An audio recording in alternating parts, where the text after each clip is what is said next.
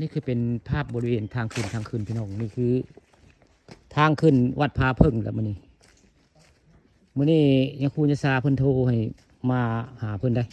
เพิ่นมีธุระได้อยู่บริเวณนี่แหละวัดพาเพิ่งนี่แหละนี่คือเป็นภาพบันไดทางขึ้นพี่น้องนี่คือทางขึ้นวัดพาพึ่งบ้านมงคำตำบลนาตาลได้ผู้ค่าบ้านคำประสมวันนี้มีภารกิจมาบริเวณ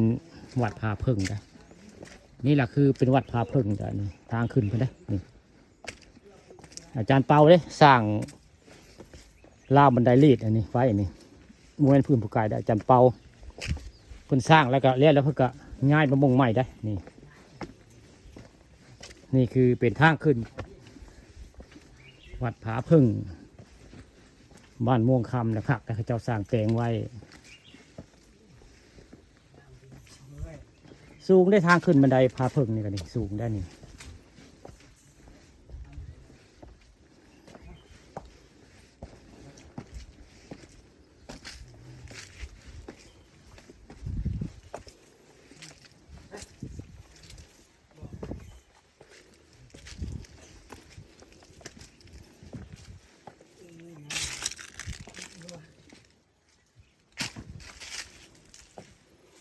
บัดนี้เขาเทิงนะบัดนี้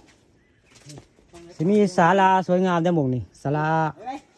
ทางขึ้นวัดพาพึ่งแล้วนี่ไปเลยหาเอาเลยไม่เบาะบูดไม่บางขลามสิมีลูกหลานแทนม่วงได้เพิ่นมาหาไม่เปาะพี่น้องนี่ก็เป็นภาพมุมสูงได้อยู่บริเวณศาลาทางขึ้นวัดพาพึ่ง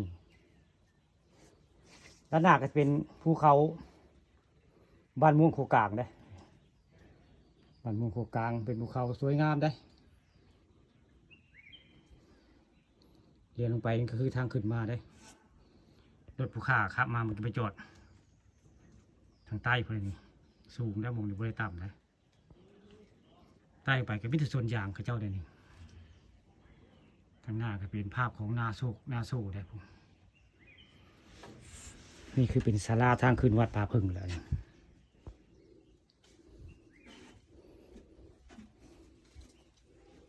ส่วนนอกนี่ก็ขึ้นไปหาครูยาซาได้เพิ่นโทรมาหาเพิ่นเนาะมีภารกิจสักหน่อยตามเบิ่งนี่คือเป็นศาลาบริเวณทางขึ้นวัดพาพึ่งได้นี่ที่ทัดคักพี่น้องนี่เรียงมาได้ก็โอ้มันสูงได้นี่เรียงไปทางใต้ก็สูงจิ้มมิ่มไปได้เรียงเพิ่นก็จะเป็นให้ตรงนาโศไทยมันม่วงในภาพจะมีต้นไม้ภูเขาคักบรรยากาศนี่